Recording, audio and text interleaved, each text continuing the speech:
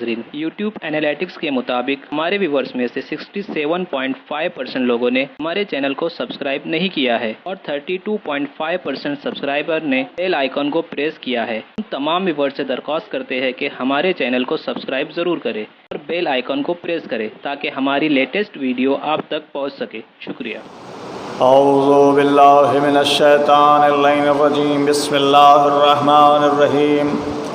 الحمد للہ الذی ہدانا لہذا وما كنا لنہتدی لولا ان ہدانا اللہ لقد جاءت رسل ربنا بالحق۔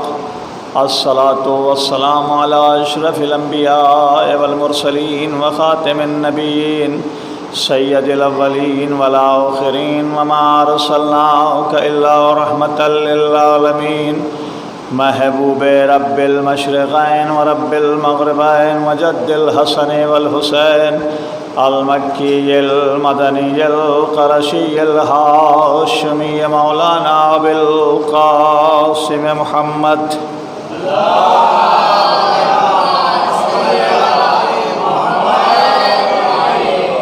آلہ الطیبین الطاہرین المعصومین المظلومین ولعنۃ اللہ علی اعدائہم اجمعین۔ اما بعد فقد قال اللہ تبارک وتعالی فی قرآن المجید والفرقان الحمید وقولہ الحق۔ بسم اللہ الرحمن الرحیم۔ اذ ابتلی ابراہیم ربہ بکلمات فأتمہن قال انی جاعلک للناس اماما قال ومن ذریتی قال لا ینال عہد الظالمین۔ صلوات بھیجئے محمد علیہ۔ کیا آ گیا ہے؟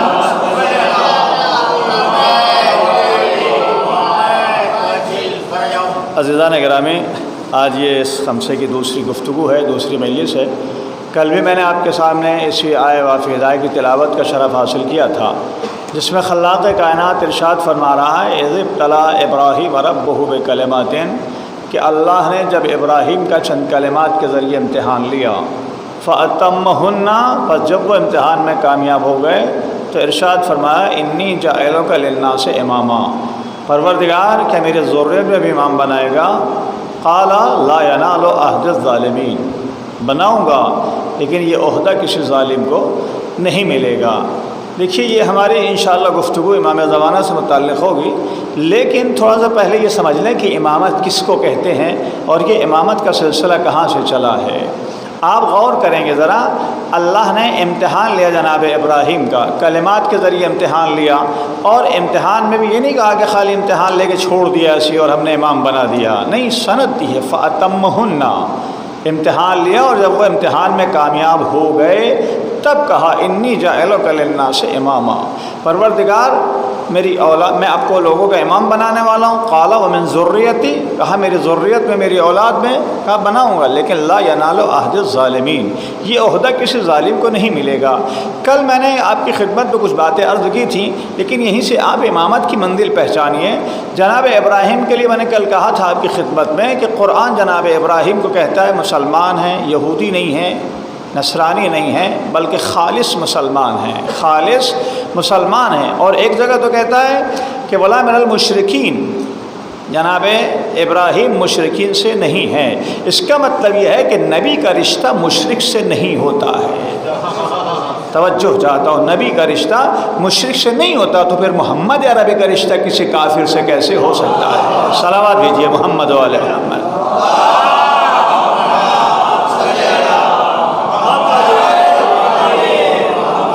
اور آپ غور کیجئے گا، اللہ نے کعبہ کس سے بنوایا؟ جناب ابراہیم سے۔ ایک جگہ ابراہیم کے لیے جہاں اتنی فضائل بیان کرنے کے بعد کہ یہ حنیف ہے، مسلم ہے، خالص مسلمان ہے، یہودی ہے نہیں ہے، مجوسی نہیں ہے، نصرانی نہیں ہے، اور اس کے بعد مشرک نہیں ہے، اور آخر میں کیا کہتا؟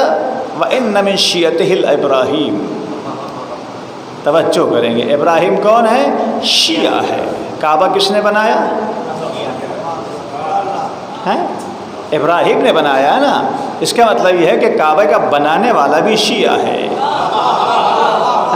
تو لفظوں کو اگر بدل کے کہہ دوں کہ کعبہ شیعوں کا ہے، کسی اور کا ہے ہی نہیں۔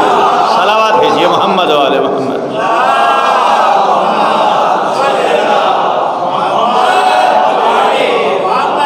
اس لیے کہ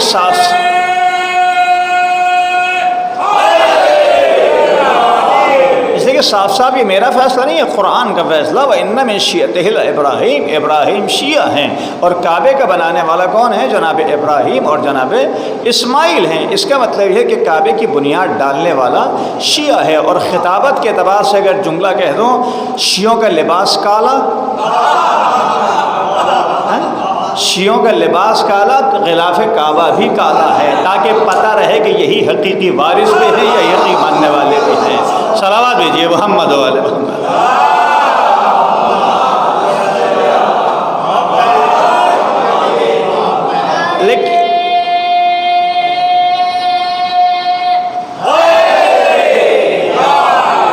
لیکن عزیزان گرامی، آپ محسوس کریں گے، سوچیں گے ذرا، جناب ابراہیم کی جب منزل آتی ہے، بات آتی ہے، کہنے لگے سب اچھائیاں ٹھیک ہیں، لیکن باپ کافر تھے۔ جناب اب ان کے لیے کہا ابراہیم کے لیے کہ ان کے باپ بھی مسلمان نہیں تھے۔ تمام لوگوں نے لکھا کہ ان کے باپ مسلمان نہیں تھے، کافر تھے۔ تو میں ایک جملہ آپ کی خدمت میں کہوں، جب معمار کعبہ کا باپ برداشت نہیں ہے، جو کعبے کی تعمیر کرے جب اس کا باپ برداشت نہیں ہے، تو جو کعبے میں پیدا ہوا ہو اس کا باپ کیسے برداشت ہوگا؟ صلوات بھیجیے محمد علیہ محمد۔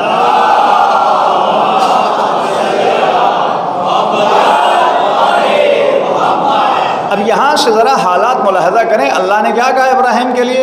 اذ ابتلى ابراہیم ربہ بکلمات، میرے حبیب یاد کرو اس وقت جب اللہ نے ابراہیم کا چند کلمات کے ذریعے امتحان لیا، فاتمہن، بس جب وہ امتحان میں کامیاب ہو گئے تو کہا امتحان میں کامیابی کی سند دی۔ قرآن یہ بھی کہتا ہے امتحان لیا اور امتحان میں کامیابی کی سند دی ہے۔ اس کے بعد کہتا ہے کہ انی جاعلک للناس اماما، ہم آپ کو لوگوں کا امام بنانے والے ہیں۔ میں آپ کے لیے بھی ایک جملہ کہنا چاہتا ہوں، یہ چونکہ آپ تھوڑا سا برا نہ مانیں گے، عام بات ہے یہ کہ ہمارے یہاں الحمدللہ ایسا نہیں ہے کہ ہر ایک کے پیچھے آنکھ بند کر کے کھڑے ہو جائیں، ہر ایک کے پیچھے آنکھ بند کر کے کھڑا ہونا بھی نہیں چاہیے۔ بھائیوں کے یہاں یہ ہے کہ داڑھی لمبی ہو، لباس صاف ہو، عمر زیادہ ہو تو اس کے پیچھے ہاتھ باندھو، کھڑے ہو جاؤ، لیکن الحمدللہ ہمارے یہاں یہ نہیں ہے۔ دیکھیے اللہ نے، یہ قرآن کی لفظیں میری لفظیں نہیں ہے، اللہ نے ابراہیم کا امتحان لیا۔ میں آپ سے پوچھنا چاہتا ہوں، نبی بنائے امتحان لیا؟ مسلمان بنائے امتحان لیا؟ خلیل بنائے امتحان لیا؟ نہیں، امتحان نہیں لیا، لیکن جب امامت کی منزل آئی تو امتحان لیا۔ امامت کی منزل آئی تو امتحان لیا۔ میں نے کہا پروردگار کیوں امتحان لے رہے؟ تو تیرا نبی ہے کہ یہی تو سمجھانا چاہتا ہوں کہ جب میں امام بنا رہا ہوں، نبی کا میں امتحان لے رہا ہوں، تو تم بھی اگر کسی کو 2 رکعت کا بھی امام بنانا،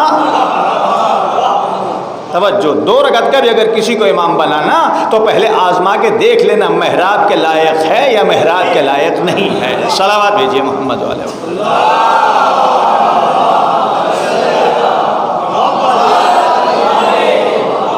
یعنی خالی کسی کے لباس کو نہ دیکھیے کہ لباس اچھا ہے، ماما ابا قبا ہے، بہت سے لوگ آ سکتے ہیں، دھوکہ دینے والے آ سکتے ہیں، لیکن آپ کو آزمانا ہوگا۔ آزمانا کیسے ہوگا؟ علم کے ذریعے سے، اخلاق کے ذریعے سے، ایمان کے ذریعے سے۔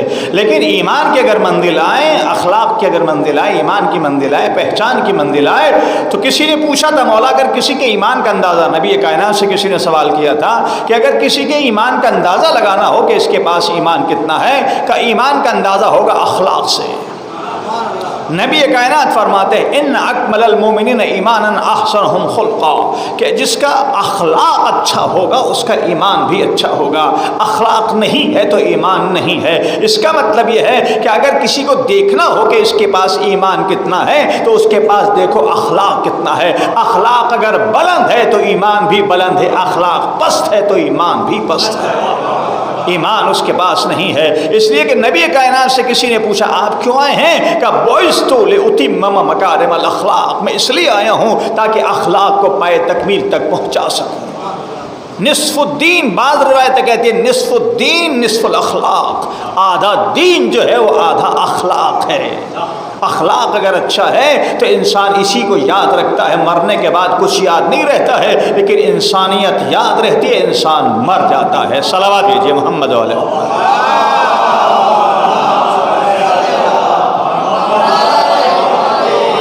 تو عزیزان گرامی آپ محسوس کریں اللہ نے جناب ابراہیم کا بھی امتحان لیا ہے. آپ بھی اگر کسی کو پیش نماز بنا رہے ہیں، مولوی بنا رہے ہیں، تو ذرا دیکھ لیں کہ اخلاق کیسا ہے کیسا نہیں ہے، کتنی تعلیم ہے، کتنی صلاحیت ہے اور کتنی صلاحیت نہیں ہے. میں نے کسی موقع پہ ایک جملہ کہا تھا، پھر دوہرا رہا ہوں، آپ غور کیجئے گا. پہلا زمانہ یعنی ہمارا جب بچپنا تھا تو اس وقت ہم بھی کہیں نماز پڑھانے کے لیے گئے تو ہم سے فوراً سوال ہو، یہ بتائیے آپ کے پاس سند ہے کہ نہیں ہے، کسی استاد نے آپ کو لکھ کے دیا ہے کہ نہیں دیا. اس لیے کہ پہلا زمانہ یہی تھا، پوچھا جاتا تھا. باقاعدہ میرے پاس بھی رکھی ہے، اپنے اساتذہ سے مدرسے سے سند لے کے نکلا. انہوں نے کہا کہ ہاں الیاس اب نماز پڑھانے کے لائق مثلا ہے، ہو گیا ہے. تو میرے عزیز آج آپ پوچھیے، آج پوچھیے آپ کسی سے کس کے پاس سند ہے کس کے پاس سند نہیں ہے.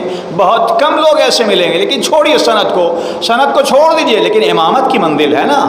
سند کو چھوڑ دیجئے، کم از کم کوئی مدرسہ ایسا نہیں ہوگا جس میں موبائل نہ ہو، فون نہ ہو. تو پوچھئے کہاں سے پڑھ کے آئے ہو؟ کہا نجفی ہاؤس سے. کہاں سے پڑھ کے آئے ہو؟ انوار العلوم سے. کہاں سے پڑھ کے آئے ہو؟ بنارس سے. پرنسپل کا نمبر لیجئے، پوچھئے الیاس یہاں نماز پڑھانے کے لیے آیا ہے یا مجلس پڑھنے کے لیے آیا، بتائیے یہ اہل ہے یا نہیں ہے، اخلاق رکھتا ہے کہ نہیں رکھتا ہے، نماز پڑھانے کی اہلیت رکھتا ہے کہ نہیں رکھتا. کوئی جانتا ہو یا نہ جانتا ہو، مدرسے والے سب جانتے ہیں کہ کردار کیسا ہے.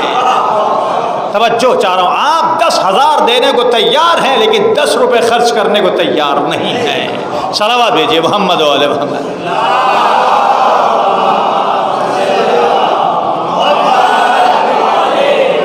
اگر یہ باتیں پہلے ہو جائیں تو پھر کبھی کوئی جھگڑا ہوگا ہی نہیں، کوئی اختلاف ہی نہیں ہوگا. آپ بھی اطمینان کے ساتھ نماز پڑھتے رہیں گے، پڑھانے والا بھی اطمینان کے ساتھ نماز پڑھاتا رہے گا. لیکن یاد رکھیں، عوام ہے، عالم ہے، اس کے اوپر حکومت کرنے کی کوشش نہ کریں. اس لیے کہ نبی کائنات نے ارشاد فرمایا ہے، العلماء حکام علی الناس، علماء حاکم ہوتے ہیں لوگوں پر. لوگ حاکم نہیں ہوتے ہیں کہ مولانا 5 بجے نماز پڑھانا ہے تو 5 ہی بجے پڑھانا. اگر 2-4 منٹ لیٹ ہو گئے، کہاں تھے. یہ کہاں تھے کا مطلب نہیں ہے، یہ حق عوام کو نہیں ہے کہ پوچھے کہاں تھے. 2-4 منٹ ہو سکتا ہے لیکن اول وقت نماز پڑھانا چاہیے. اس لیے کہ اس کے دل میں اگر خدا کا خوف ہوگا پھر وہ آپ کا خوف نہیں رکھے گا، آپ کا خیال نہیں رکھے گا. اس کا کام ہے نماز پڑھانا. وہ اول وقت آئے گا نماز پڑھائے گا. آپ کو اگر پڑھنا ہو تو اپنا وقت نکال کے نماز پڑھنے کے لیے آئے. آپ معین نہ کریں، وہ وقت معین کرے کہ جماعت کس وقت ہونا ہے کس وقت نہیں ہونا ہے. صلوات دیجیے محمد و علی محمد.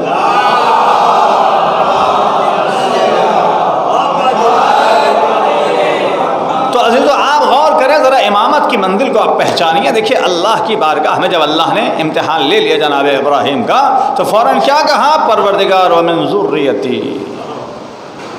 توجہ چاہتا ہوں، ومن ذریتی، میری ذریت میں بنائے گا. تو اللہ نے انکار نہیں کیا ہے کہ نہیں بناؤں گا، لیکن لا ینال عہد الظالمین، یہ میرا عہدہ کسی ظالم کو نہیں ملے گا. یعنی ذریت میں رہے گی امامت. توجہ کریں گے، ذریت میں امامت رہے گی لیکن جو ظالم ہوگا اس کو یہ عہدہ نہیں ملنے والا. یہ قرآن نے صاف صاف فیصلہ کر دیا. لیکن میں آپ کی خدمت میں دوسرا جملہ عرض کرنا چاہتا ہوں کہ امامت کی اہمیت کو پہچانیے. اللہ نے جناب ابراہیم کو نبی بنایا تو کہا پروردگار میری اولاد میں.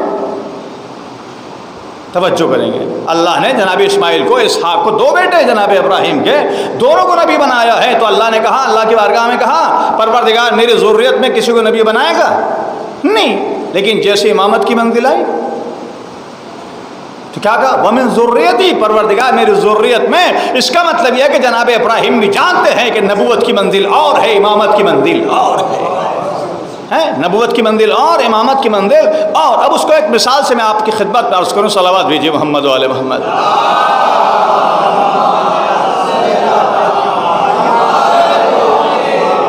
آپ خود فیصلہ کریں کہ نبوت افضل یا امامت افضل. توجہ، 1,24,000 پیغمبر ہیں، امام کتنے ہیں؟ 12. غور کیجیے گا آپ ذرا. لیکن آپ یہ پہچانیے افضل کون ہے، کس کی اہمیت زیادہ ہے. ایک مثال آپ کی خدمت میں پیش کر رہا ہوں. میرا ایک بیٹا ہے، میں آفس سے آیا، میں نے کہا پانی لاؤ، پانی لے آیا. میں نے کہا چائے لے آؤ، چائے لے آیا. میں نے کہا کھانا لاؤ، کھانا لے آیا. میں نے کہا دکان سے پان لے آؤ، پان لے آیا. میں بولتا جا رہا ہوں، بیٹا کرتا جا رہا ہے. کیا کہیں گے آپ اس کو؟ فرما بردار ہے کہ نہیں؟ اطاعت گزار ہے، پیغام کو سننے والا بھی ہے اور عمل انجام دینے والا بھی ہے. توجہ، دوسرا بیٹا میرا ہے، میں جیسے آفس سے آیا اس نے فوراً پانی لا کے پیش کر دیا بغیر بولے، تھوڑی دیر گزری چائے لا کے پیش کر دی، تھوڑی دیر گزری کھانا لا کے پیش کر دیا، جیسی کھانا کھا کے بیٹھا ویسی دکان سے پان کا عادی تھا یا سگریٹ کا عادی تھا، فوراً پانی سگریٹ لا کے پیش کر دیا۔ میں نے بولا نہیں ہے، وہ میری مزاج کو پہچان رہا ہے، میری مرضی دیکھ رہا ہے کہ اس وقت باپ کو ضرورت کیا ہے۔ توجہ چاہتا ہوں، باپ کو اس وقت ضرورت کیا ہے وہ مرضی دیکھ رہا ہے۔ پہلا بھی فرما بردار ہے، یہ بھی فرما بردار ہے، وہ بھی حکم کا ماننے والا ہے، یہ بھی حکم کا ماننے والا ہے، یہ بھی اطاعت گزار ہے، یہ بھی اطاعت گزار ہے، دونوں میرے ہی بیٹے ہیں، لیکن دونوں میں فرق ہے کہ نہیں ہے؟ ایک حکم کا پابند ہے، ایک مرضی دیکھ رہا ہے۔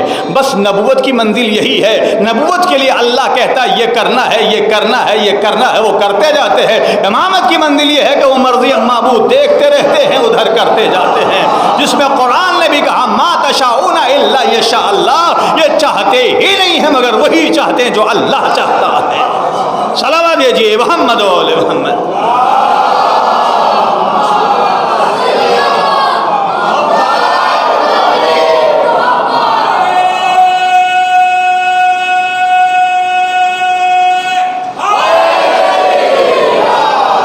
اور کر رہے ہیں وما تشاؤون الا یشاء اللہ، یہ چاہتے ہی نہیں ہے مگر وہی چاہتے جو اللہ چاہتا ہے۔ تو نبوت حکم کی محتاج ہوتی ہے، جیسے جیسے وہ کہتا جاتا ہے نبوت کرتی جاتی ہے۔ امامت حکم کی محتاج نہیں ہوتی ہے، مرضی معبود دیکھتی رہتی ہے اور ادھر کرتی رہتی ہے۔ اس وقت قدرت کیا چاہتی ہے، اس وقت قدرت کیا چاہتی ہے؟ دونوں عہدے اللہ ہی کے ہیں، نبوت بھی اللہ کا عہدہ ہے، امامت بھی اللہ کا عہدہ ہے، لیکن جب فرق محسوس کر لیا آپ نے، اسی لیے دست دو ابراہیم نے بلند کیے، پروردگار نبی بنایا تو ضروریت کے لیے نہیں کہا، لیکن جیسے امامت کی منزل آئی، چونکہ ابراہیم بھی جانتے تھے کہ نبوت کی منزل اور ہے، امامت کی منزل اور ہے۔ صلوات بھیجیے محمد و آل محمد۔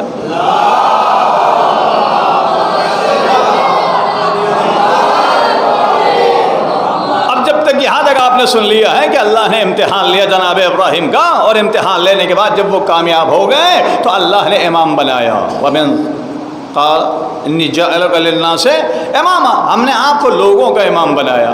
اب لوگوں کا امام بننے کے بعد جناب ابراہیم نے زندگی کیسے گزاری آپ سوچیے، غور کیجیے گا۔ جب بچپنا ہے، بچپنا باپ بت بناتے تھے، مثلاً کا بیچ کے آؤ تو گھسیٹ کے لے کے جاتے تھے، احترام کے ساتھ نہیں، رسی باندھ لی پیر میں یا سر میں، کہا دیکھو اس کو اگر خریدنا چاہے کوئی خریدے، نہ یہ فائدہ پہنچاتا ہے نہ کوئی نقصان پہنچاتا ہے۔ تو لوگ آئے، کیسے کو دیتے ہو؟ کس کو دے دیا ہے؟ یہ تو بولتا ہے نہ فائدہ نہ نقصان۔ کہا بولو، باپ کے پاس آئے گا، کیا کر رہے تھے؟ کہا بابا صحیح تو کہہ رہا ہوں، بتائیں آپ اس کا کوئی فائدہ یا نقصان ہے؟ جس کو آپ خدا مان رہے ہیں، جو اپنے بننے ہی میں آپ کا محتاج ہے، تو ہماری ضرورتوں کو پورا کیا کرے گا؟ جب تک خود آپ اس کو بنائیں گے نہیں، یہ ہماری ضرورتوں کہاں سے پورا کرنے والا ہے؟ تو جناب ابراہیم کی زندگی ایسی گزرتی رہی، اور وہ واقعہ آپ کے ذہنوں میں ہے کہ جناب ابراہیم نے ایک دن جب سب عیدگاہ میں چلے گئے تو کہا آپ بھی جائیں، تو کہا نہیں میں بیمار ہوں، بہانہ بنایا، بیمار نہیں تھے لیکن بہانہ بنا دیا، سب چلے گئے، جناب ابراہیم اکیلے رہ گئے۔ بت کدے میں پہنچے، کلہاڑی اٹھائی اور سب کو ستیہ-ناش، توجہ، سب کو ستیہ-ناش کر دیا، خالی ایک کو چھوڑا، ایک کو چھوڑ دیا۔ جب واپس آئے لوگ دیکھا سب ٹوٹے پھوٹے پڑے ہیں، کہا کس نے کیا ہے؟ توجہ کریں گے، لفظوں پہ غور کیجیے گا ذرا، کس نے کیا ہے؟ تو قرآن کے لفظ یہ ہیں کہ یقال لہ فتیٰ، ایک جوان ہے جس کا یہ کام ہے۔ قرآن نے لفظ فتح استعمال کیا، لفظ فتح، اس کا مطلب جو فتح ہوتا ہے وہ بشکن ہوتا ہے، جو فتح ہوتا ہے وہ بشکن ہوتا ہے۔ تو ابراہیم کی منزل فتح، مولا کائنات کی منزل لا فتح الا علی، کوئی جوان ہے ہی نہیں سوائے علی کے۔ صلوات دیجیے محمد و آل محمد۔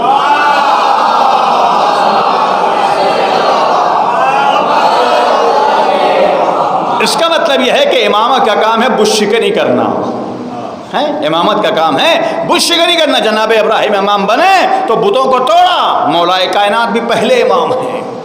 کہاں سے بتوں کو نکالا؟ خانہ کعبہ سے۔ میں نے کہا ابراہیم اکیلے بشکنی کرنا اور ہے، توجہ چاہتا ہوں، اکیلے بشکنی کرنا اور ہے، اور دوش نبوت پہ قدم رکھ کے بشکنی کرنا اور ہے۔ مولا کائنات نے بشکنی کی ہے، لیکن کس انداز میں کی ہے؟ نبی کے دوش پہ پہلے نبی سوار ہوئے، کہا میں وزن رسالت نہیں اٹھا سکتا۔ مولا کائنات نے کہا میں وزن رسالت نہیں اٹھا سکتا، تو اس کے بعد نبی کائنات نے خود اپنی دوش پہ سوار کیا۔ اب آپ مجھے بتائیں، پڑھا لکھا مجمع، غور سے سنیے گا، پڑھا لکھا مجمع بیٹھا ہوا ہے، نبی کے دوش پہ مہر تھی کہ نہیں تھی؟ ہیں؟ مہر تھی نا۔ اب جب مولا کائنات نے قدم رکھے تو کہیں پہ قدم رکھے؟ مہر پہ۔ تو آپ اگر قرآن یہاں رکھا ہوا ہو، کسی کے قدم آ جائے یہاں، برداشت کریں گے؟ تو ہم نے نبی سے پوچھا حضور یہاں قرآن ہے، تو آپ نے مولا کائنات کے قدم کیسے رکھ دیے؟ کہا یہ تو قرآن صامت تھا، میں نے تو قرآن ناطق کو رکھا ہے۔ صلوات دیجیے محمد و آل محمد۔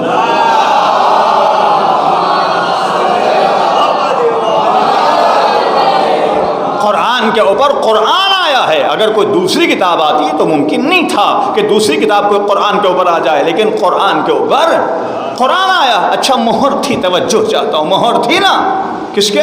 دوش نبوت پہ۔ امام زمانہ جب آئیں گے، توجہ چاہتا ہوں، امام زمانہ جب آئیں گے کیسی مہر ہوگی؟ جعل حق وزحق الباطل ان الباطل کان زہوقا، یہ مہر لگی ہوگی دوش پہ۔ نبی کی دوش پہ مہر تھی تاکہ پتہ چلے پہلا محمد آیا تو اس کے بھی مہر تھی، جب آخری محمد آئے گا اس پہ بھی دوش پہ مہر ہوگی۔ میں نے کہا پروردگار پہلا محمد بھیجا، اس کی بھی دوش پہ مہر تھی، جب آخری محمد آئے گا اس کی بھی مہر ہوگی۔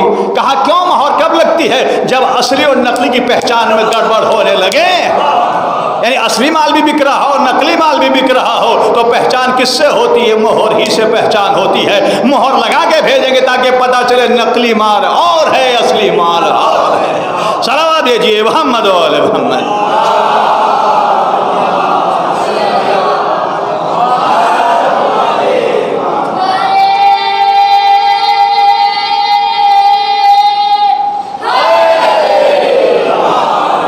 ملاحظہ کریں گے مولا جناب ابراہیم نے بتشکنی کی ہے اکیلے، بتوں کو توڑا، مولا کائنات نے بھی بتوں کو توڑا خانہ کعبہ میں، وہاں چھوڑ دیا تھا، یہاں چھوڑا کسی کو؟ ایک کو بھی نہیں چھوڑا۔ نبی نے پوچھا علی کیسا پا رہے ہو اپنے آپ کو، کیسا محسوس کر رہے ہو؟ توجہ، علی اپنے آپ کو کتنی بلندی پہ پا رہے ہو؟ تو مولا کائنات مسکرا کے آواز دیتے، چاہوں تو آسمان سے ستارے توڑ لوں، چاہوں تو آسمان سے ستارے توڑ لوں۔ میں نے کہا مولا توڑ لیجئے، جملہ آپ کے حوالے کر رہا ہوں۔ میں نے کہا مولا توڑ لیجئے، کہا توڑنے کی ضرورت کیا ہے؟ اشارہ کروں تو خود ہی میری چوکھٹ پہ ستارہ چلا آتا ہے، تو مجھے توڑنے کی ضرورت ہی کیا ہے؟ صلوات بھیجیے محمد و آل محمد۔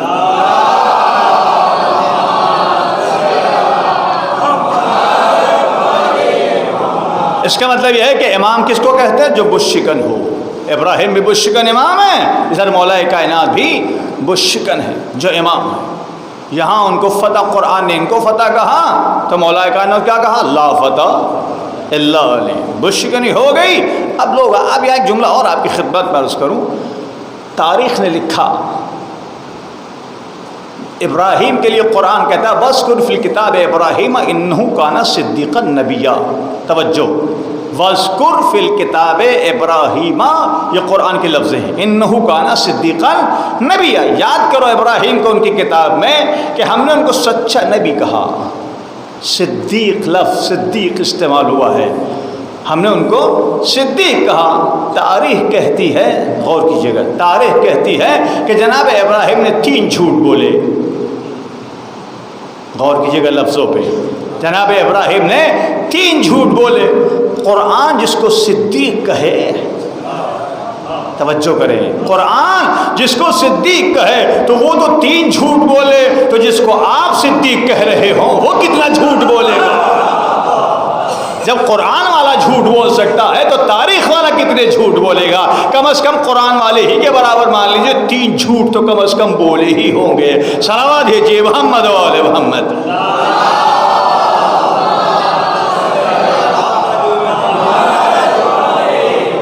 یہ تھوڑا مقدمے کے طور پہ آپ تاریخ سنیں، غور کریں، انشاءاللہ اپنی منزل پہ میں آ رہا ہوں۔ آپ سوچئے ابراہیم نے بتشکنی کی، واپس آئے، سب کو ستیہ ناش، ایک کی کلہاڑی گردن میں ڈال دی، تلاش کرنے لگے ابراہیم کو، تو لوگ سب پہچانتے نہیں تھے. کچھ لوگ سپاہی جناب ابراہیم کے گھر تک پہنچ گئے. یقال له فتح، ایک جوان ہے جس نے یہ کام کیا ہوگا. وہی نہیں گیا تھا، باقی سب تو شہر والے پورے کے پورے گئے ہوئے تھے. ایک نہیں گیا تھا خالی، اسی نے یہ کام کیا ہوگا. پکڑنے کے لیے گئے، پوچھا ابراہیم کو پہچانتے ہو؟ کہ مجھ سے اچھا کوئی نہیں پہچانتا. جھوٹ نہیں بولنا نا، مجھ سے اچھا کوئی نہیں پہچانتا. کہ چلو بتاؤ کہاں ہے؟ کہ پہلے میرے گھر آؤ، بعد میں بتاؤں گا. ابراہیم کی عادت کیا ہے؟ کھانا کھلانا. پہلے کھانا بنوایا، کھانا کھا لو، اس کے بعد بتا دو. ارے ہمیں دیر ہو رہی بھیا، سپاہی ہیں ہم، کہاں تمہارے کھانے کے چکر پڑے گا. نہیں، پہلے کھانا کھاؤ. کھانا کھلایا، جب کھانا کھا چکے کہا میں ہی ابراہیم ہوں. توجہ کریں گے، میں ہی ابراہیم ہوں. کہ پہلے کیوں نہیں بتایا تھا؟ اب کیوں بتا رہا ہو نمک کھلا کر کے؟ اب کیوں بتا رہا ہو نمک کھلا کر کے؟ یعنی کافر ہیں، سپاہی ہیں، پھر بھی نمک کا احترام کر رہے ہیں. توجہ، نمک کا احترام کر رہے ہیں. کہ ابراہیم آئے تو گرفتار کرنے تھے، لیکن چونکہ آپ کا نمک کھا لیا ہے، آپ کا نمک کھا لیا، لہذا گرفتار نہیں کریں گے. چلیے ہمارے ساتھ چلیے. یعنی کفر میں یہ حمیت ہے کہ اگر ایک وقت نمک کھا لیں تو اس کا احترام کرتے ہیں. کتنے لٹیرے تھے بدماش، باغ زہرا کھا گئے، خدیجہ کا پورا مال کھا گئے، پھر بھی آگ اور لکڑیاں لے کے جمع ہو گئے. صلوات بھیجیے محمد و آل محمد.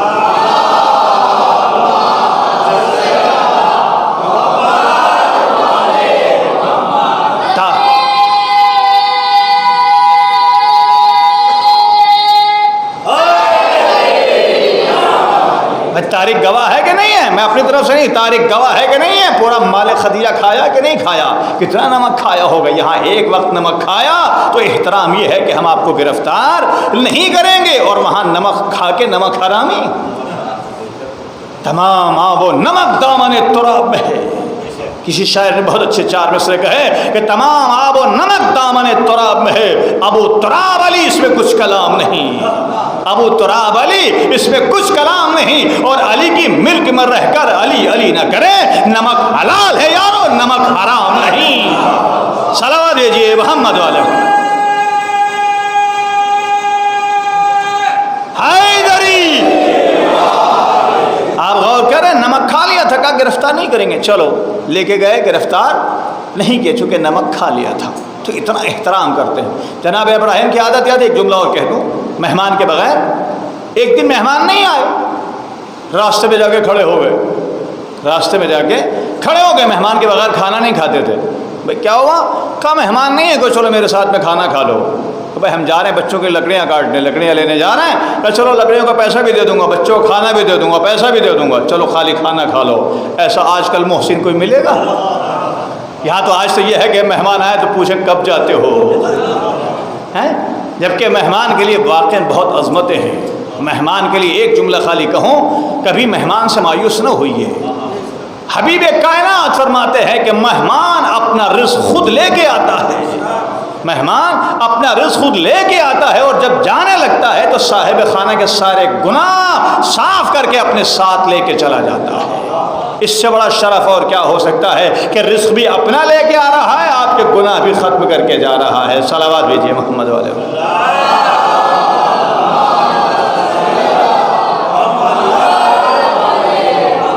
تو جناب ابراہیم مہمان کے بغیر کھانا نہیں کھاتے تھے. کچھ لوگ تو جا رہے تھے، کہا چلو کھا لیتے ہیں، چلو کوئی بات نہیں. آئے، کھانا کھایا، جانے لگے. ارے کہاں پیسہ دیا، کھانا دیا بچوں کے لیے. کہا یار اس نے ہمارے ساتھ اتنا احسان کیا، کھانا کھلایا، کھانا دیا بچوں کو، اس کے بعد جو ہے پیسہ بھی دیا ہے، چلو اس کے شکریہ ادا کر لیں. ایک بولا کہ چلو چلتے ہیں. واپس آئیں کہ ہم بتائیے کیسے شکریہ ادا کریں، آپ کا شکریہ ادا کرنا چاہتے ہیں. کہ میرا شکریہ نہیں، جس نے رزق فراہم کیا ہے اس کا ایک سجدہ کر لو. کہ یہ نہیں ہوگا. 360 کے پجاری ہیں، کس کو سجدہ کر لیں؟ جس کو دیکھا نہیں ہے. اس کا مطلب یہ ہے کہ فطرت یہ ہے کہ جس کو نہ دیکھو اس کو مانو نہیں، جس کو دیکھو نہ دیکھو اس کو ماننا نہیں ہے. نہیں مانا، واپس چلنے لگے. پھر واپس میں بولے ارے ایک سجدہ ہی تو کرنا ہے، کیا بگڑ جائے گا، چلو سجدہ کر لیتے ہیں. واپس آئے، آنے کے بعد کہا بتاؤ کیسے سجدہ کیا جاتا ہے. سر کو سجدے میں رکھا، جناب ابراہیم نے بتایا. اب جناب ابراہیم نے جیسے ہی لوگوں نے سر کو سجدے میں رکھا، جناب ابراہیم نے دعا کی، پروردگار سر کو جھکانا میرا کام تھا. توجہ کریں گے، سر کو جھکانا میرا کام تھا، دل کو جھکانا تیرا کام ہے. تو ویسی آوازیں آنے لگی سبحان رب العالی و بحمدہ. یہ ہے نبوت بھی ہے اس کے پاس، امامت بھی ہے، لیکن حر جب خدمت حسین میں آیا ہے تو سر بھی جھکا ہوا تھا، دل بھی جھکا ہوا تھا. اس کا مطلب یہ ہے کہ نبوت سر کا جھکانا جانتی ہے اور امامت سر کا بھی جھکانا جانتی ہے، دل کا بھی جھکانا جانتی ہے. صلوات دیجیے محمد و آل محمد.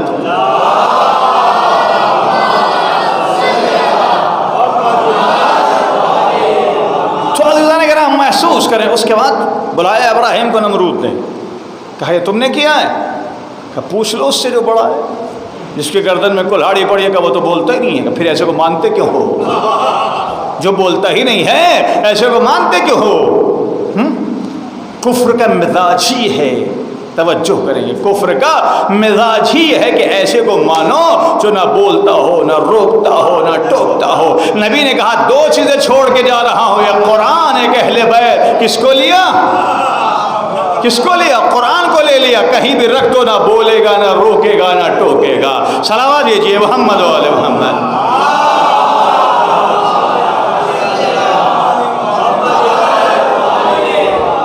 کہا یہ کام تمہارا ہی ہے. سب نے فیصلہ کر دیا یہ کام انہوں نے کیا. سزا کیا ہو؟ تو شیطان آ گیا. کہا میں بتاؤں گا، آگ میں جلا دو، آگ میں جلا دو. اب آگ اکٹھا ہونے لگی، اکٹھی ہو گئی بہت، جہاں سے پرندے ابھی اوپر سے نہیں گزر سکتا تھا. اب یہاں جب آگ روشن ہو گئی اور شعلے بھڑکنے لگے، جناب ابراہیم اب پھینکے کیسے؟ تو منجنیق کے ذریعے سے جناب ابراہیم کو پھینکا جانا تھا. اب اس میں آپ سوچیے ایک جملہ ملتا ہے، گوریا کے لیے ملتا ہے اور مینڈک کے لیے ملتا ہے، کہ مینڈک تھوڑا سا منہ میں پانی لے کے آگ بجھا رہا تھا. کسی نے پوچھا کیا کر رہے ہو؟ کہ آگ بجھا رہا ہوں. کہ اتنی بڑی آگ تھوڑے سے پانی سے بجھ جائے گی؟ جملہ سری ہے، بجھ جائے گی.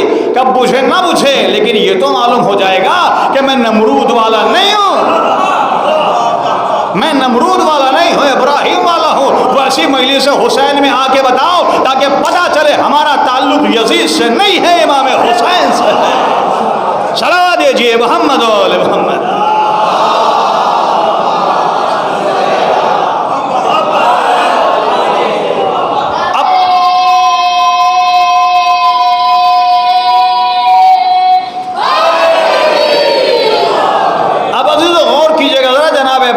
منجنیق کے ذریعے سے پھینکا جا رہا ہے. جناب ابراہیم ہوا میں ہے، آگ کے شعلوں میں جا رہے ہیں.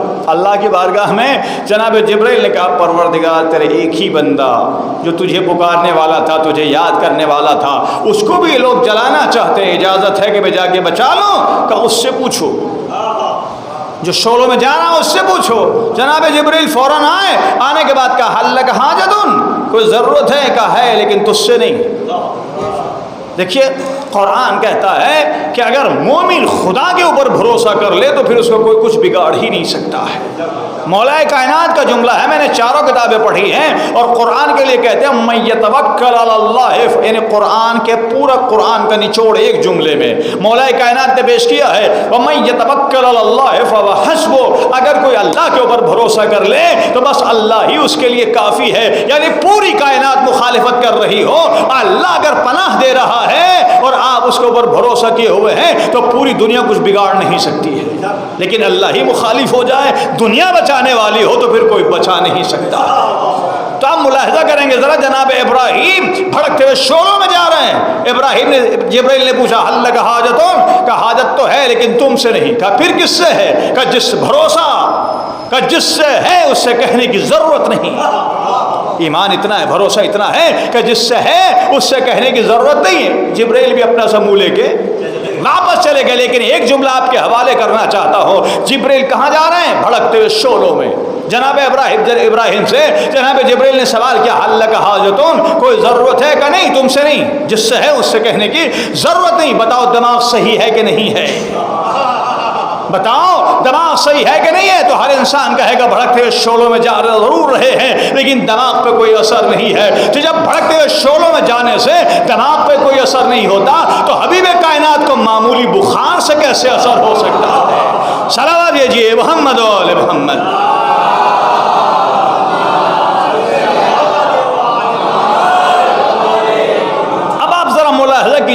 جناب ابراہیم بھڑکتے ہوئے شعلوں میں چلے گئے. ادھر قرآن کہتا ہے کہ اللہ نے کہا یا نار کونی بردم وسلام علی ابراہیم، اے آگ ابراہیم کے اوپر سلامتی کے ساتھ ٹھنڈی ہونا، ٹھنڈی ہونا، لیکن اتنی بھی نہیں کہ برف بن جائے کہ جناب ابراہیم ٹھٹرنے لگیں. قرآن کہتا ہے یا نار کونی بردم وسلامن، ٹھنڈی ہونا لیکن سلامتی والی ہے. ٹھنڈی ہونا ہے لیکن سلامتی والی ٹھنڈی ہونا ہے، بہت زیادہ ٹھنڈی نہیں ہونا ہے. جناب ابراہیم آگ کے شعلوں میں پہنچ گئے، بجھ گئی آگ. دیکھا تو کیا کر رہے ہیں؟ تسبیح پڑھ رہے ہیں. کون ہے یہ؟ شیعہ ہے، شیعہ ہی تو ہے. وَإِنَّ مِن شِيَعَتِهِ لَإِبْرَاهِيمَ، ابراہیم شیعہ ہے. اتنے بھڑکتے شعلوں میں چلے گئے پھر بھی کچھ نہ ہوا. اب ایک جملہ آپ کے حوالے کرنا چاہتا ہوں، محسوس کیجئے گا ذرا. جناب ابراہیم آگ کے شعلوں میں گئے، اتنی آگ تھی جلے نہیں، بچ گئے. اللہ نے کہا یا نار کونی بردم وسلام علی ابراہیم، اے آگ سلامتی کے ساتھ ٹھنڈی ہو جا. جناب موسیٰ کتنی آگ تھی؟ ایک تشت میں تو تھی، شعلے تھے خالی، کوئلے بھڑکتے ہوئے کوئلے. ہاتھ اٹھایا جل گیا. میں نے کہا پروردگار وہاں بچا لیا. توجہ، وہاں بچا لیا، یہاں جلا دیا. کہاں یہاں جلا کے بچانا تھا، یہاں جلا کے بچانا تھا تو یہاں جلا کے بچایا. وہاں اپنی قدرت دکھانا تھا، چونکہ وہ بھی اپنے آپ کو خدا کہلا رہا تھا. وہاں اپنی قدرت دکھانا تھا، لہذا وہاں اپنی قدرت دکھا کے بچایا. لیکن میں ایک سوال آپ سے کر رہا ہوں، آپ آگ کا ماتم کرتے ہیں نا؟ کہیں کہیں ہوتا ہے نا، بمبئی میں، یہاں تو نہیں ہوتا شاید، بمبئی میں ہوتا آگ کا ماتم. کچھ کو لوگوں کے پیر جل جاتے ہیں، کبھی کبھی اتفاق ہوتا ہے، کچھ لوگ پیر جل جاتے، کوئلہ کچا رہ جاتا ہے، چپک جاتا ہے. مثلا خاص طور سے کیکر کا، ببول کا اگر کوئلہ ہو تو وہ بہت سخت ہوتا ہے، چپک جاتا ہے کبھی کبھی پیر کے اوپر. تو لوگ کیا کہتے ہیں؟ عقیدہ خراب ہوگا، نہا کے نہیں آیا ہوگا، پاک نہیں رہا ہوگا، غسل نہیں کیا ہوگا، طرح طرح کی باتیں کرتے ہیں. نہیں، میں کہتا ہوں کچھ نہ کہیے، توجہ کریں گے، کچھ نہ کہیے. دونوں ہاتھوں میں لڈو ہیں. جملہ سنیے، دونوں ہاتھوں میں لڈو ہیں. کہا کیسے؟ کہا جل گئے تو موسیٰ والے کہلائیں گے، بچ گئے تو ابراہیم والے کہلائیں گے. صلوات دیجیے محمد و آل محمد.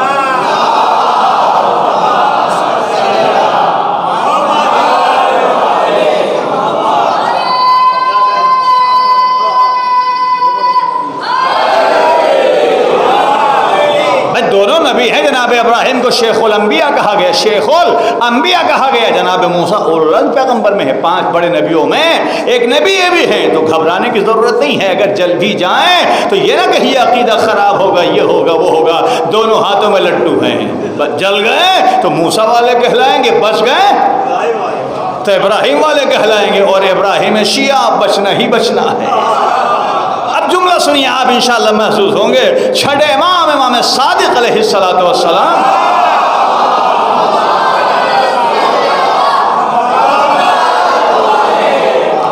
ان سے کسی نے پوچھا مولا 2 نبی ہیں، دونوں بزرگ نبی ہیں، شیخ الانبیاء جناب ابراہیم، جناب موسیٰ اولو العزم پیغمبر. 5 بڑے نبیوں میں جناب موسیٰ بھی ہیں، صاحب کتاب بھی ہیں، لیکن ان کو جلایا. توجہ کریں، ان کو جلایا، جناب ابراہیم کو بچایا. آخر وجہ کیا ہے؟ ان کو جلایا کیوں؟ یہاں بچایا کیوں؟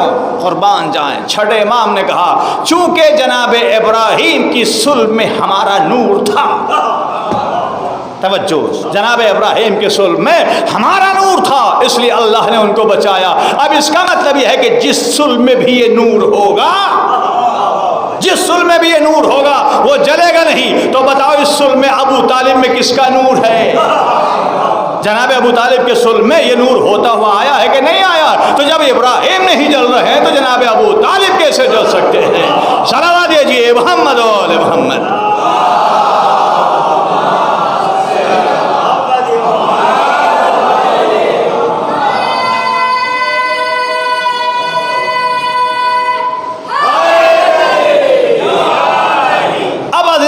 یہاں تک تھا یہ مقدمہ، غور کریں گے، یہاں تک یہ مقدمہ تھا. جناب ابراہیم جب آگ سے بچ گئے، جناب ابراہیم جب آگ سے بچ گئے، جلے نہیں، تو سارا بنت حاران، سارا بنت ساران جو جناب ابراہیم کی بیوی بنی، انہوں نے جب یہ معجزہ ابراہیم کا دیکھا کہ نمرود نے اتنی بڑی آگ جلائی اور ان کو نہ بچا سکے، لہذا جب ابراہیم باہر نکلے تو انہوں نے شادی کا پیغام دے دیا۔ سارا جو پہلی بیوی ہے جناب ابراہیم کی، انہوں نے شادی کا پیغام دیا۔ اب تاریخ قائدے میں تھوڑا غور سے سنیے گا، شادی کا پیغام دے دیا انہوں نے، شادی کی نکاح کیا۔ کنعان میں اس وقت تھے یہ، کنعان، وہاں قحط کا زمانہ آیا تو وہاں سے منتقل ہو گئے مصر۔ مصر میں فرعون کی حکومت تھی، فرعون بہت سے گزرے ہیں، ایک فرعون نہیں ہے، بہت سے فرعون گزرے ہیں، لہذا ایک فرعون کی حکومت تھی۔ جیسے یہ دربار میں پہنچے تو جناب سارا بہت حسین و جمیل تھی، اس کی نیت خراب ہوئی فرعون کی، چونکہ جناب ابراہیم اکیلے، اس کی نیت خراب ہوئی، اس نے ہاتھ بڑھایا جناب سارا کی طرف، ویسے ہاتھ ایسے شل ہو گیا، جیسے بڑھایا ویسے ہی شل ہو گیا، چونکہ نبی کی بیوی ہے، اللہ احترام کرے گا۔ نبی کی بیوی، اس لیے کہ نبی کی بیویوں کے لیے بھی دوسرا عقد حرام تھا۔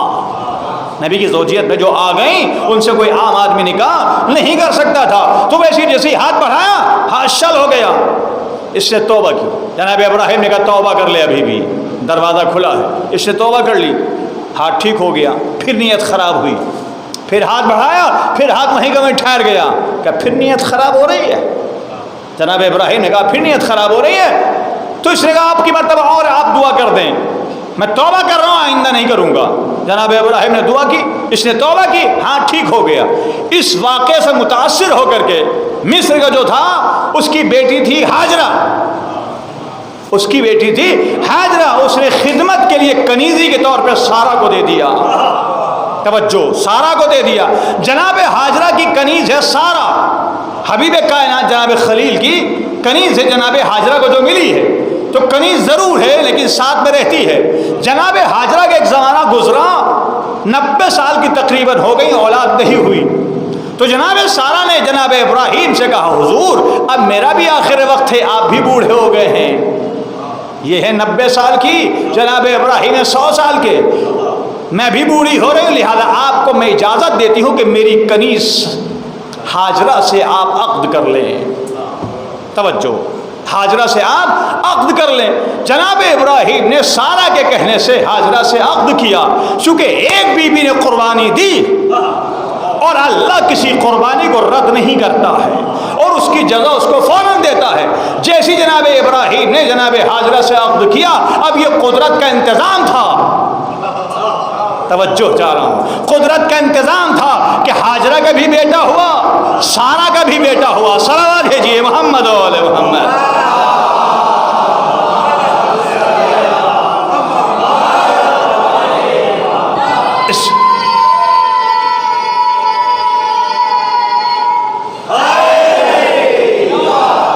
غور کیجئے گا، سارا کا بھی بیٹا، ہاجرہ کا بھی بیٹا۔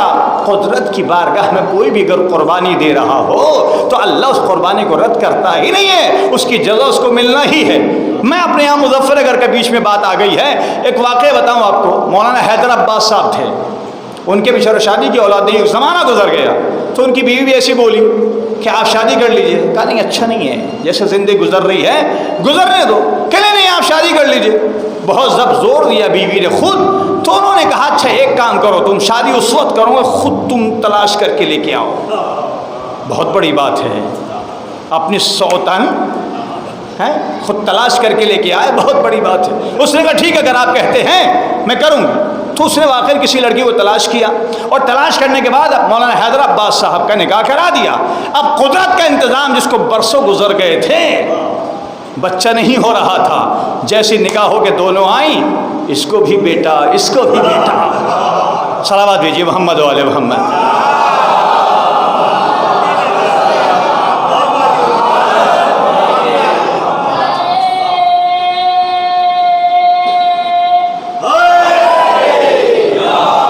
ویسے جناب ابراہیم سے جب جناب سارا نے کہا آپ عقد کر لیں، تو اللہ نے کہا یہ اپنی کنیزی کو اپنی سوتن بنا رہی ہے، لہذا اس کو بھی جزا ملنا چاہیے۔ ویسے اللہ نے اس کو بھی بیٹا دیا، اس کو بھی بیٹا دیا۔ اس کے بیٹے کا نام اسحاق، سارا کے بیٹے کا نام اسحاق ہے، جناب ہاجرہ کے بیٹے کا نام اسماعیل ہے۔ اب دونوں کی نسلیں چلی، صلوات بھیجیے محمد و آل محمد۔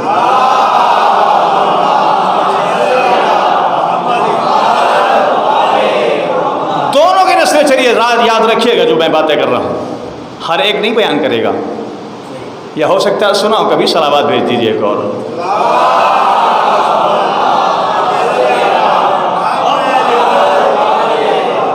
غور کریں گے، آج سوچئے دونوں کی نسلیں چلی، ایک کو بیت المقدس دے دیا جناب اسحاق کو، جناب اسماعیل کو خانہ کعبہ کے پاس لا کے بسایا۔ قربانی کے حالات وقت نہیں ہے اب، انشاءاللہ پھر کبھی۔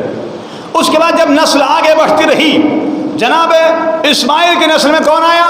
جناب ہاشم۔ سلسلہ پہنچتے پہنچتے جناب ہاشم کے دو بیٹے، جناب ہاشم کے دو بیٹے عبد المطلب اور اسد، جناب عبد المطلب اور اسد۔ عبد المطلب کے 10 بیٹے، عبد المطلب کے 10 بیٹے، جس میں جناب عبداللہ بھی ہیں، جناب ابو طالب بھی ہیں، توجہ۔ ادھر اسد کے ایک بیٹی جس کو آپ کہتے ہیں فاطمہ بنت اسد، شادی کس سے ہوئی؟ کس سے ہوئی؟ اتنا تو آپ جانتے ہیں، بنت اسد کی شادی کس سے ہوئی؟ فاطمہ بنت اسد جناب ابو طالب سے۔ اب ان دونوں کی نسل سے پہلا امام پیدا ہوا، پہلا امام پیدا ہوا مولا کائنات علی ابن ابی طالب۔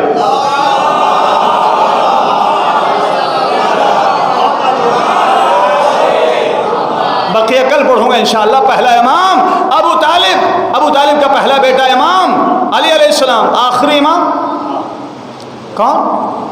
امام مہدی۔ ادھر جناب اسحاق کی نسل سے موسیٰ، موسیٰ کے پہلے وزیر، اس لیے کہ حبیب کائنات نے خود ارشاد فرمایا، اے علی تمہاری مثال اور میری مثال ایسے جیسے موسیٰ و ہارون کی تھی، میں مثل موسیٰ تم مثل ہارون۔ ہارون کی شادی کس سے ہوئی؟ چچا زاد بہن سے، چچا کے بیٹے سے۔ فاطمہ کی شادی کس سے ہوئی؟ چچا کے بیٹے سے۔ ہارون کے 3 بیٹے، مشبر شبیر اور محسن، 3 بیٹے۔ مولا کائنات کتنے بیٹے؟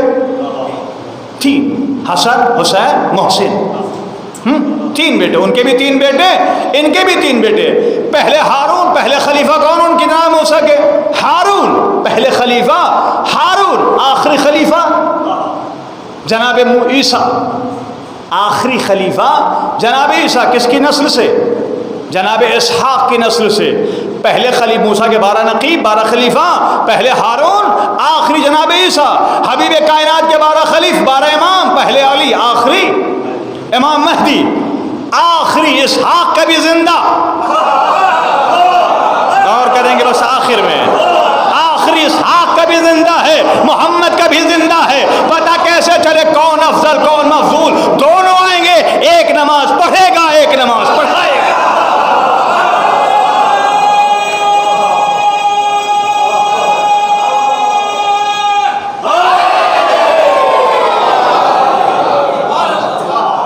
غور کر رہے ہیں، دونوں ہیں، وہ بھی نسل زندہ ہے، اس کی نسل سے بھی زندہ ہے، لیکن پتہ کیسے چلے کون افضل ہے کون مفضول؟ ایک ہے نبوت کی منزل، ایک ہے امامت کی منزل۔ یاد رہے میں نے کیا کہا تھا، نبوت افضل ہے یا امامت افضل ہے؟ نبوت پیچھے ہوگی، امامت آگے ہوگی، تاکہ پتہ چل جائے کہ امامت کی منزل الگ ہے، نبوت کی منزل الگ ہے۔ صلوات دیجیے محمد و آل محمد۔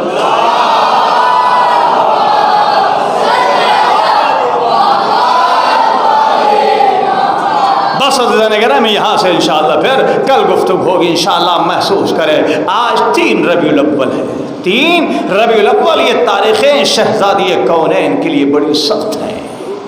وہ شہزادی جو مرثیہ پڑھتے ہوئے گئی ہے، صبت علی مصائب لو انہا، صبت علی وبصرن لیالیا۔ اے بابا، آپ کے بعد مجھ پہ وہ مصیبتیں پڑی ہیں کہ اگر دنوں پہ پڑتی تو وہ سیاہ لباس اختیار کر لیتی۔ آج سوچ رہے ہوں گے شہزادی کے مصائب کیسے؟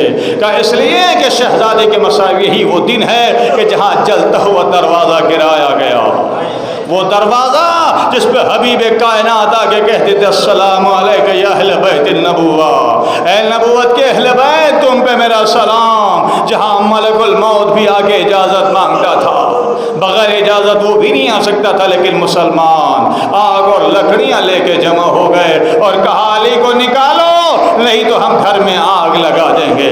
تو زہرا نے کہا اس گھر کو آگ لگاؤ گے جس میں چھوٹے چھوٹے بچے حسن و حسین بھی ہیں؟ تو انہوں نے کہا ہم کچھ نہیں جانتے ہیں، ہم اس گھر کو آگ لگا دیں گے۔ اور جب دروازہ نہیں کھولا تو لوگوں نے آگ لگا دی۔ آپ سوچیے ذرا، غور کیجئے، وہ دروازہ جس پہ مرد کبھی چکی چلانے آ رہا ہو، کبھی جھولا جھلانے آ رہا ہو، ابھی نبی کا کفن بھی میلا نہیں ہوا کہ مسلمان آگ اور لکڑیاں لے کے آ گئے اور کہا آگ کھولو ورنہ ہم آگ لگا دیں گے، اور آگ لگا دی گئی۔ جلتا ہوا دروازہ جناب فاطمہ زہرا کے پہلو پہ گرا دیا گیا، اور جناب فاطمہ زہرا در کے اور دروازے کے بیچ میں پس گئی، اور محسن کی شہادت واقع ہوئی۔ اور فوراً خدیجہ کو جملہ کہتی ہیں، اے فضا خذینی، میرا محسن شہید ہو گیا ہے، مجھے سنبھالو۔ لیکن جیسی فضا سامنے آئی تو علی کی کیا بارے میں کیا دیکھا کہ مولا کائنات کے گلے میں ریسمان ظلم کا پھندا ڈال کے لوگ لے جا رہے ہیں۔ شہزادی اپنا غم بھول گئی، شہزادی اپنا غم بھول گئی، اپنے سر پہ چادر ڈالی، مسجد سے باہر نکلی، کہا ابو الحسن کو چھوڑ دو ورنہ میں سر کے بال بکھرا دوں گی۔ ابھی یہ جملہ نہیں ادا ہوا تھا کہ مسجد کی دیواریں بلند ہونے لگی۔ علی نے سلمان سے کہا سلمان زہرا کو گھر لے جاؤ۔ کہا نہیں، میں اس وقت تک گھر نہیں جاؤں گی جب تک میرا سرتاج نہیں آ جائے گا۔ لوگوں نے چھوڑ دیا، مولا کائنات کو لے کے شہزادی گھر آ گئی۔ میں کہوں گا زہرا آپ تو اپنے سرتاج کو واپس لے کے آ گئی، لیکن ہائے رے کربلا کا میدان جہاں زینب ٹیلے پہ کھڑی دیکھ رہی تھی، ارے میرا ماں جایا ذبح ہو رہا ہے اور تو کھڑا دیکھ رہا ہے۔ پسر ساس سے کہا تھا او پسر ساس، ارے میرا ماں جایا ذبح ہو رہا ہے اور تو کھڑا دیکھ رہا ہے، تجھے غیرت نہیں آتی؟ یہ آواز جناب زینب کے کانوں میں آئی تو جناب زینب کی آواز حسین کے کان میں پہنچی تو ایک مرتبہ کوہنیوں کے بل اٹھے۔ اٹھنے کے بعد کہا زینب ابھی حسین زندہ ہے، زینب ابھی حسین زندہ ہے، ابھی خیمے میں چلی جاؤ۔ جناب زینب خیمے تک نہ پہنچنے پائی تھی کہ ایک آواز گونجی، الا قتل الحسین بکربلا، الا ذبح الحسین بکربلا۔ ہاں عزیزو بس جملے سنیں، آخری دو تین جملے اور سماعت کر لے۔ شہزادی واپس آئی ہے لیکن زینب نے کہا اماں، اے اماں آپ کہاں گئی تھی؟ کہا کیوں؟ کہا بال سفید ہو گئے ہیں۔ اے اماں چہرے پہ جھرریاں آ گئی ہیں۔ کہا میرے لال سب پوچھے تو نہ پوچھ۔ کہا کیوں؟ کہا جب میں دربار میں گئی ہوں تو میرے ہاتھ کھلے ہوئے تھے، لیکن میرے لال زینب جب تو دربار میں جائے گی تو تیرے ہاتھ پسے پشت بندھے ہوئے ہوں گے۔ یہاں تو میں خطبہ دے رہی تھی، وہاں تو خطبہ بھی نہیں دے سکے گی، عام لوگوں کا مجمع ہوگا۔ اور اس کے بعد ایک جملہ اور کہا کہ جب آخر وقت شہزادی کا آیا ہے تو مولا کائنات فرماتے ہیں کہ زہرا کی پسلیاں ٹوٹ گئی تھیں۔ بس آخری جملہ سن لیں، زہرا کی پسلیاں ٹوٹ گئی تھی، پہلو شکستہ ہو گیا تھا، لیکن مولا کائنات کو نہ بتایا۔ جب غسل دے رہے تھے علی تو چیخ مار کے روئے۔ یہ مصائب پڑھے خطیب نے، جا کر کے آرام کرنے لگے۔ وہ رو رہا تھا بہت مجمع، پورا مجمع چلا گیا، ایک آدمی بیٹھا رہا۔ خطیب اس کے پاس پہنچے، کہا بھیا یہ بتاؤ کون سی ایسا جملہ تمہیں لگ گیا ہے جو تم رو رہے ہو، فریاد کر رہے ہو؟ کہا مولانا آپ نے پڑھا ہے کہ زہرا کی پسلیاں ٹوٹ گئی تھی، پہلو شکستہ ہو گیا تھا۔ مولانا میں یہی سوچ سوچ کے رو رہا ہوں، اس لیے کہ میں ہڈیوں کا ڈاکٹر ہوں۔ ہاتھ جوڑ جاتا ہے، سر پھٹ جائے تو جوڑ جاتا ہے، پیر ٹوٹ جائے تو جوڑ جاتا ہے، لیکن اگر پسلیاں ٹوٹ جائیں تو سانس لینے میں بھی تکلیف ہوتی ہے، اور اس کے بعد پسلیاں جڑتی نہیں ہے۔ شاید یہی وجہ ہے کہ زہرا آخر وقت تک مرثیہ پڑھتی رہی۔ کہا مجھے سانس لینے میں بھی تکلیف ہوتی ہے، اور مرثیہ پڑھتی تھی، صبت الیام سرنا لیالیا۔ اے بابا آپ کے بعد مجھ پہ وہ مصیبتیں پڑی کہ اگر دنوں پہ پڑتی تو وہ سیاہ لباس اختیار کر لیتے۔ میں کہوں گا زہرا آپ کا ایک گھر جلایا گیا، لیکن کربلا میں پورے خیمے جلا دیے گئے، بچے ادھر سے ادھر، ادھر سے ادھر فریاد کرتے رہے، واہ حسینا واہ مظلوما سیعلم الذین ظلموا عجب انقلب ينقلبون على لعنة الله على القوم الظالمين۔ پروردگار اہل بیت طاہرین کا واسطہ ہماری اس عبادت کو قبول فرما، ہمارے اشکوں کو رمال سیدہ میں جگہ عطا فرما، حاضرین مجلس بانیان مجلس کے تمام مشکلات کو دور فرما۔ پروردگار جنہوں نے اس برنامے کو برقرار کیا ہے ان کے توفیقات میں اضافہ فرما، کاروبار میں خیر و برکت عطا فرما، رزق حلال میں اضافہ فرما، رزق حرام سے محفوظ فرما۔ پروردگار کرونا جیسی وبا سے ہم سب کو محفوظ فرما، اس وبا کو دنیا سے نیست و نابود فرما۔ یا اللہ اہل بیت طاہرین کا واسطہ، محبان اہل بیت، شیعہ اہل بیت جہاں جہاں بھی ہیں ان سب کی جان و مال و عزت و آبرو کی حفاظت فرما۔